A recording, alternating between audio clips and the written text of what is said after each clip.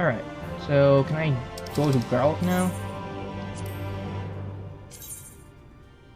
Oh, not yet. I guess I have to complete one of them. Oh well. Okay, let's continue onward. Sharpen by strategy. All set to embark on our great hunt, Artorias? Yeah. Then let's be about it. Before you ask, I have no intention of leading us to the wild without even an inkling of Dikaiosyne whereabouts.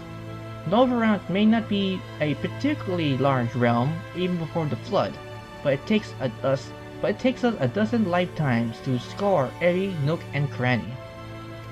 So we start by asking around a place I know for a fact Dikaiosyne has attacked before, the village of Wright of Kholusia. While I don't have reasons to believe he will return, I'd like to think that the survivors might know something of value. After all, you can be sure that they have forgotten the day that bastard came through. So let's be off then. Alright.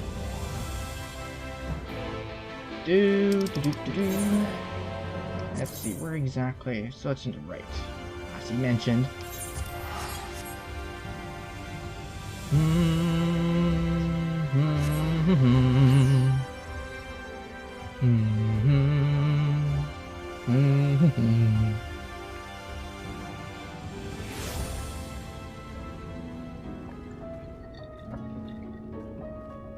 Okay, so where exactly this guy is? Oh, it's right up here. Alright, Granson, let's start our investigation. Welcome to Wright. I reckon it might not seem much to you, but to me... Never mind, we'll have that conversation for later. Or after. Tracking down Dikaiosyne is what matters right now. Let's split up and ask around that... Let's split up and ask after that bastard. Better odds of turning up useful information that way, I wager. Alright. Honestly, I wish I'd done this earlier, to be honest. Oh well. At least I'm doing it now.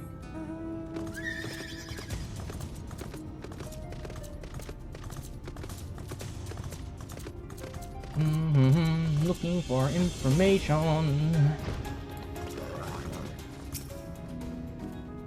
Huh, where do you come from, and what do you want from me? Dikaiosyne? That dick damn eater? That's a spitting image of Geldred, Knight of Geldred Knight. That Dikaiosyne? Well, one and the same. I can't help you. All I know is that when he came here, wicked white. If you haven't seen that carnage, you would. I'm sorry, I can't talk about this. Well, so much for helping. Okay, so I need one more person. Ooh, I saw a marker. Was it here? Nope. Okay, I'll check over here, probably somewhere around the houses. Can I check there? Okay, it has to be somewhere in this housing area.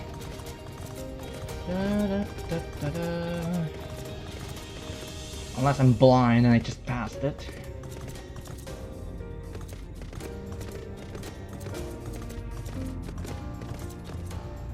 Let's see, let's get the bird's eye view. Maybe I have better luck finding this last person.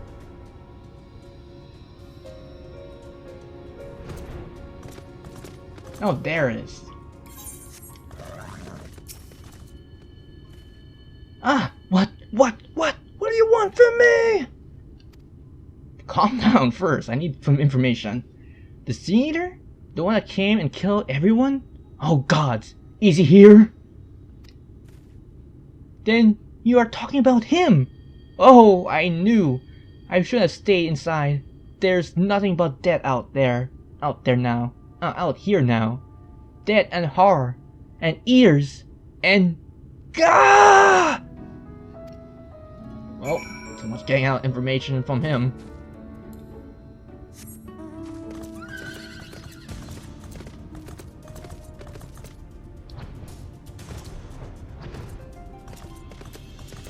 Well, got your information, but it's not that good.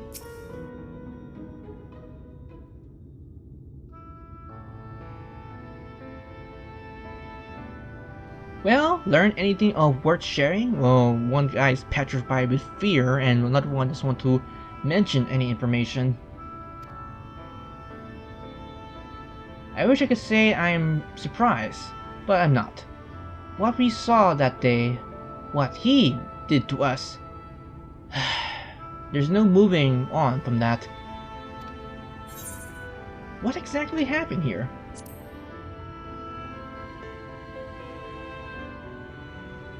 Well, I was planning to tell you the whole story eventually, but I suppose now is a good time as any.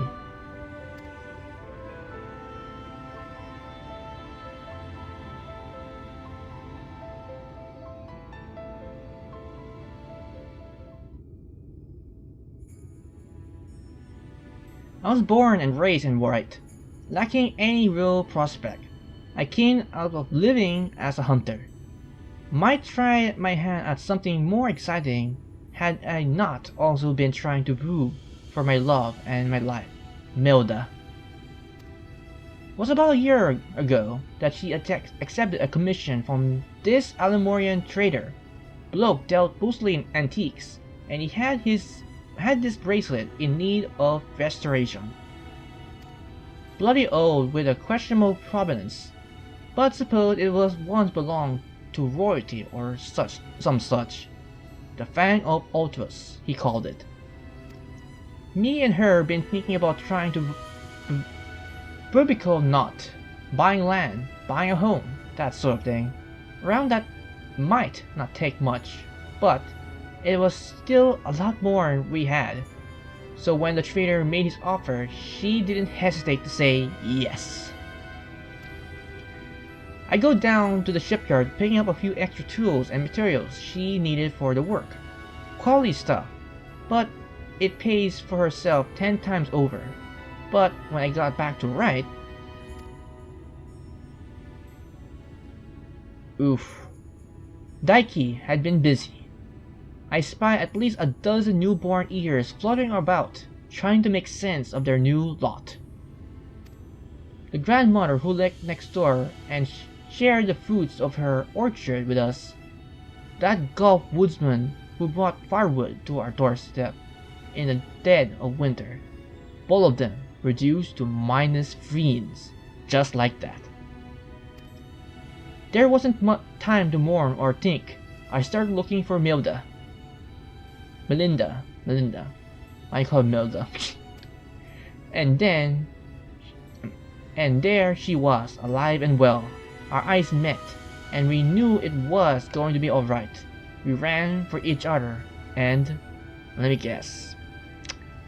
Daiki stabbed her in the chest. Even now, a year later, it doesn't feel real. One moment she was there, right there, in front of me. The next, she was... Daiki kneed and took the Fang Ultras, then left, leading a host of sea-eaters out of Wright. But Melinda, I couldn't see her as anything else. She wouldn't budge. She just hovered there and stared, waiting for me to end it. Well, I couldn't say no to her, not once in the years we have been together. For all the time she had welcomed me home with a bowl of hot stew. All the time she laughed at my crude jokes and gave me a console when I was losing my way. For all that and more, I killed her. Oof. I swore then and there I have my vengeance. Daiki would die by my hand. I carved the scars in my flesh to mirror the ones left on my soul.